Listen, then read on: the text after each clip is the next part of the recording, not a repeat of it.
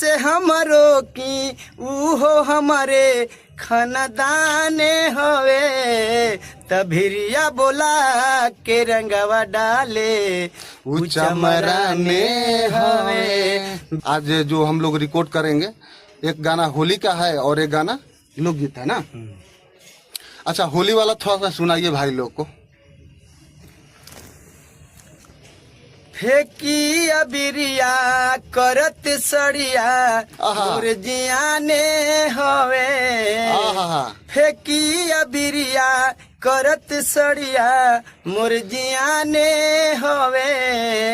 क्या बात है? अभिरिया बोला के रंगवा डाले उ चमराने हवे भिरिया बोला के रंगवा डाले उ चमराने हवे। वाह क्या बात है। कैसे हमरो की उहो हमारे खानदाने हवे। क्या बात है। कैसे हमरो की उहो हमारे खानदाने हवे तभिरिया बोला के रंगवा डाले उ चमराने हवे भिरिया बोला के रंगवा डाले उ चमराने हवे। वाह क्या जबरदस्त गाना है।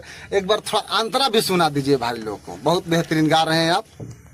हटे हमार पियावा होलिया में जियावा जुड़ावेला भरी पिचकरिया रंगावा अबिरिया उड़ावेला। क्या बात है। कितनु कहब नाही नाही हो बाकी ऊ नाही छोड़ी हाँ पुड़िया के रंगवा निकाली के रंगल चाहेला ढोढ़ी। क्या बात है। अपने ऊ हवे नाही कवनो अनजाने हवे अपने ऊ हवे नाही कवनो अनजाने हवे तभिरिया बोला के रंगवा डाले उ चमराने हवे भिरिया बोला के रंगवा डाले उ चमराने हवे। क्या बात है। बहुत बेहतरीन।